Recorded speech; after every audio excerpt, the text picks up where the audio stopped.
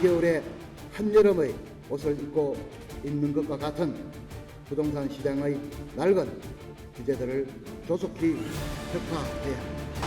부동산 규제는 한겨울에 여름옷을 입는 격. 최경환 전 경제부총리가 했던 유명한 말입니다. 두고두고 회자되는데 한겨울론, 한겨울 여름옷론으로 불립니다. 이 말은 박근혜 정부 경제부총리에 내정된 날 나왔습니다. 정확히 9년 전입니다.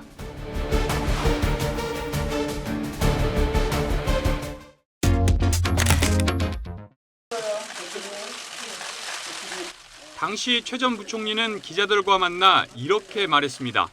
지금은 부동산이 불티나게 팔리고 프리미엄이 붙던 한여름이 아니고 한겨울이다. 한여름 옷을 한겨울에 입으면 감기 걸려서 죽지 않겠나. 경기가 안 좋은 한겨울에는 두껍게 옷을 입어줘야 한다며 돈을 빌려줄 테니 겨울옷 사입으라는 뜻이었습니다.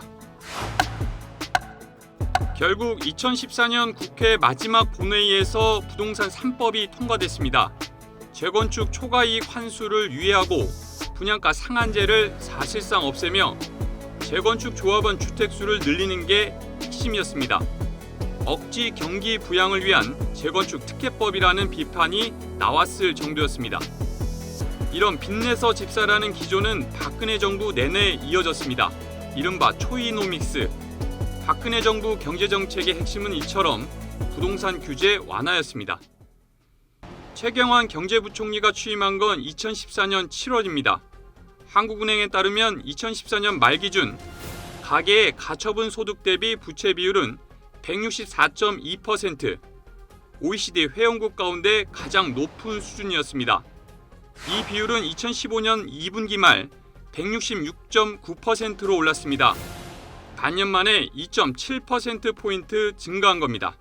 한국은행의 거듭된 기준금리 인하와 맞물린 결과이기도 합니다. 가계부채 전체 규모는 2015년 한 해 동안 계속해서 올랐습니다. 정부가 적극 나서 빚내서 집사라는 말을 설파한 결과입니다. 결국 2015년 말 가계부채는 1,200조 원을 돌파했는데 2002년 관련 통계를 집계한 이래 처음입니다.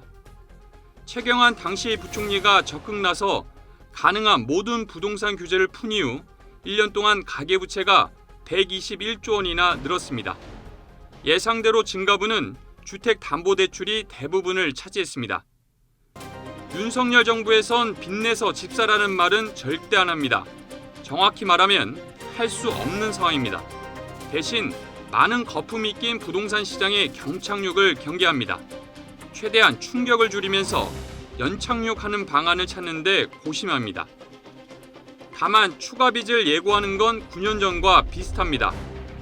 추경호 경제부총리는 9월 역전세 대란 우려와 관련해 전세금을 반환하기 위한 대출을 받을 때 규제를 일정 부분 완화하는 방안을 검토하고 있다고 말했습니다.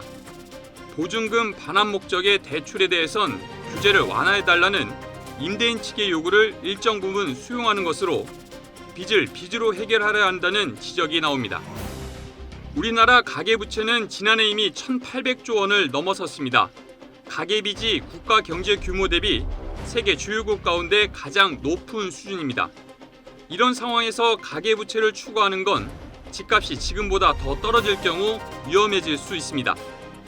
경제는 돌고 돈다지만 9년 전에도 비슷한 지적이 있었습니다. 2014년 박근혜 정부 경제 수장에 오른 최경환 전 부총리가 규제 완화 가도로 달릴 때 이양구 당시 새누리당 의원이 공개적으로 비판한 적이 있었습니다. 이 전 의원은 박근혜 대통령의 경제교사로 불리는 인물입니다.